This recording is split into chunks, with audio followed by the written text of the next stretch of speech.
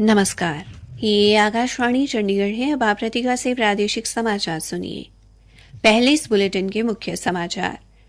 रक्षा मंत्री राजनाथ सिंह ने सीमा सड़क संगठन एवं जनरल रिजर्व इंजीनियर फोर्स के लिए कार्यरत अस्थायी मजदूरों के लिए समूह बीमा योजना को मंजूरी दी। पंजाब, हरियाणा और चंडीगढ़ में लोहड़ी का त्यौहार पूरे उत्साह के साथ मनाया जा रहा है। राष्ट्रपति द्रौपदी मुर्मू एवं उपराष्ट्रपति जगदीप धनखड़ ने सभी भारतीयों को शुभकामनाएं दी। हरियाणा के मुख्यमंत्री मनोहर लाल ने करनाल में जनसंवाद कार्यक्रम के दौरान लोगों को बुढ़ापा पेंशन के प्रमाण पत्र प्रदान किए और प्रदेशवासियों को लोहड़ी व मकर संक्रांति की शुभकामनाएं दी। हरियाणा के गृह मंत्री अनिल विज ने कहा है कि विदेश भेजने के नाम पर ठगी के मामलों में संलिप्त लोगों के खिलाफ सख्त कार्रवाई की जाएगी।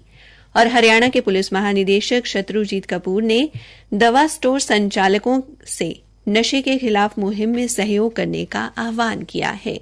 अब समाचार विस्तार से।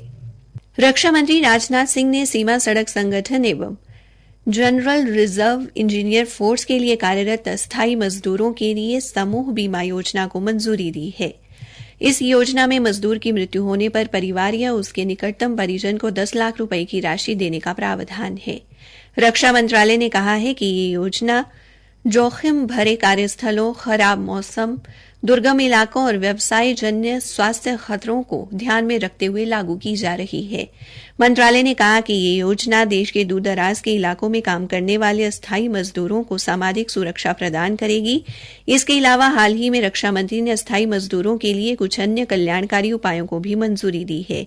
इनमें शव को संरक्षित रखने और उसे गंतव्य तक पहुंचाने, सहायक को परिवहन भत्ता देने, अंत्येष्टि के लिए 10,000 रुपए प्रदान करने और मृत्यु के मामले में तत्काल सहायता के रूप में 50,000 रुपए की अनुग्रह राशि का अग्रिम भुगतान करना शामिल है।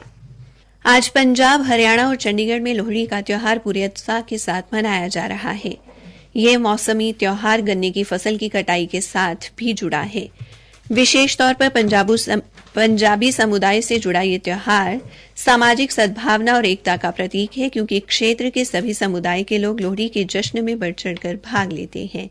चंडीगढ़ और हरियाणा के विभिन्न स्थानों से लोहड़ी पर अग्नि जलाकर खुशी मनाने के समाचार मिले हैं। पानीपत से हमारे संवाददाता ने बताया है कि लोग अग्नि में रेवड़ी, मूंगफली और गुड़ आदि की आहुति देकर मंगल कामना कर रहे हैं।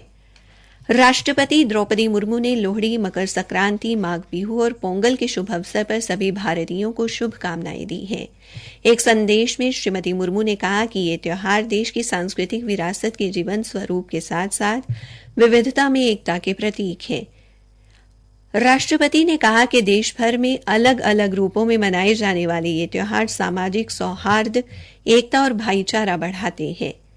उपराष्ट्रपति जगदीप धनखड़ ने भी इन पर्वों पर सभी नागरिकों को हार्दिक शुभकामनाएं दी है। एक संदेश में श्री धनखड़ ने कहा कि देश के विभिन्न क्षेत्रों में मनाए जाने वाले ये त्यौहार कृतज्ञता की भावना के प्रतीक है। उपराष्ट्रपति ने कहा कि त्यौहार भारत के ताने बाने में निहित विविधता में एकता की भावना को दर्शाते हैं। हरियाणा के मुख्यमंत्री मनोहर लाल ने प्रदेशवासियों को लोहड़ी और मकर संक्रांति की शुभकामनाएं दी हैं। उन्होंने कहा कि ये पर्व केवल मौसम में ही बदलाव नहीं लाते, बल्कि जीवन में भी परिवर्तन लाते हैं। मुख्यमंत्री आज करनाल में जनसंवाद कार्यक्रम को संबोधित कर रहे थे। इस दौरान मुख्यमंत्री ने लोगों को अयोध्या में श्री राम जन्मभूमि मंदिर में रामलला की प्राण प्रतिष्ठा के अवसर पर दीपमाला करने का आह्वान किया। उन्होंने कहा कि हरियाणा लोगों को कल्याणकारी योजनाओं का लाभ देने में अग्रणी है। आज हरियाणा के 40 लाख लोग विभिन्न बीपीएल योजनाओं का लाभ ले रहे हैं।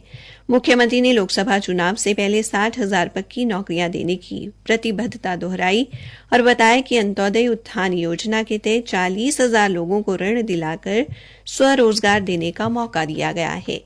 उन्होंने कहा कि करनाल शहर में आयुष्मान भारत योजना के तहत 3,000 लोगों का इलाज करवाया गया है, जिसके लिए सरकार ने 14 करोड़ रुपए अदा किए हैं। मुख्यमंत्री ने मौके पर ही अनेक लोगों को बुढ़ापा पेंशन के प्रमाण पत्र भी प्रदान किए।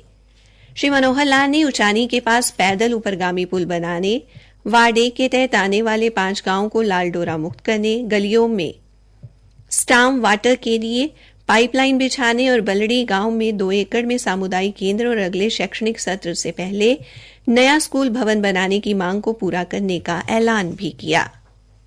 प्रादेशिक समाचार आकाशवाणी चंडीगढ़ से प्रसारित किए जा रहे हैं।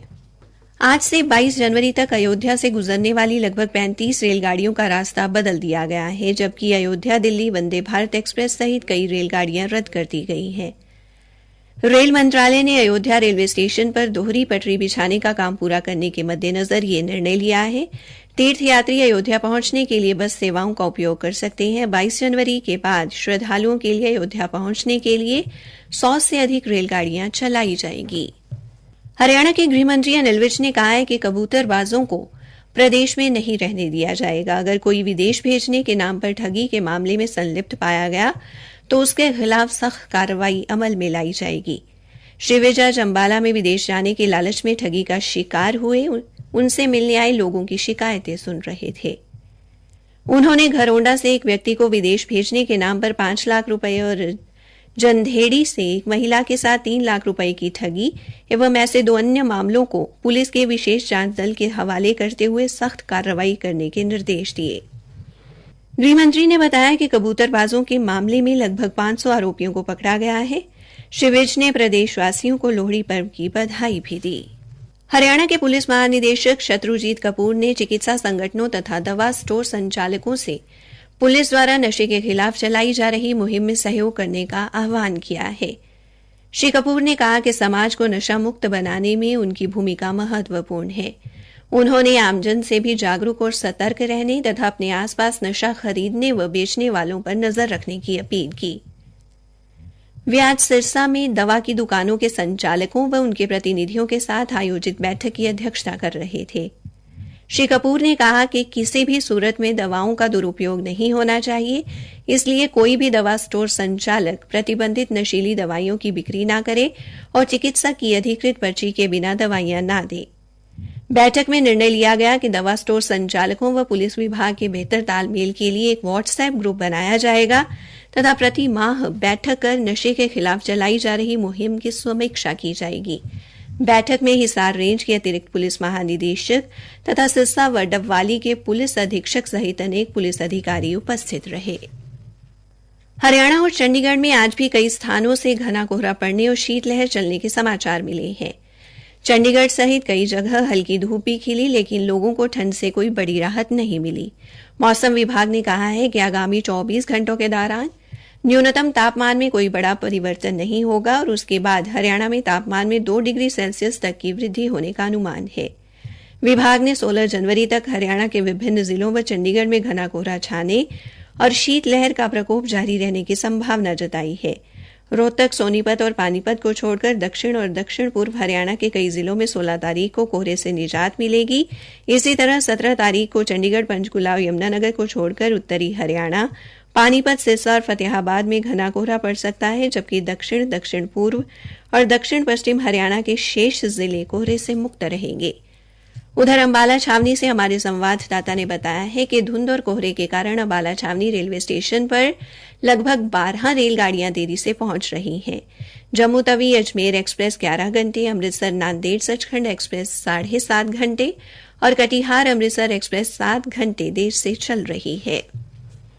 हरियाणा विधानसभा के अध्यक्ष ज्ञानचंद गुप्ता ने आज पंचकुला जिले के गांव अलीपुर में 57 लाख रुपए और गांव श्यामटू में 47 लाख रुपए की लागत से बने सामुदायिक केंद्र का शिलान्यास किया।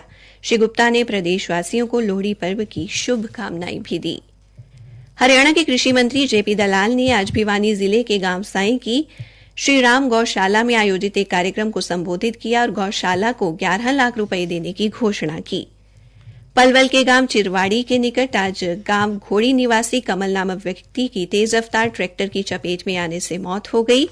घायल अवस्था में उसे नागरिक अस्पताल पहुंचाया गया, जहां डॉक्टरों ने उसे मृत घोषित कर दिया। इसी के साथ ये समाचार बुलेटिन समाप्त हुआ।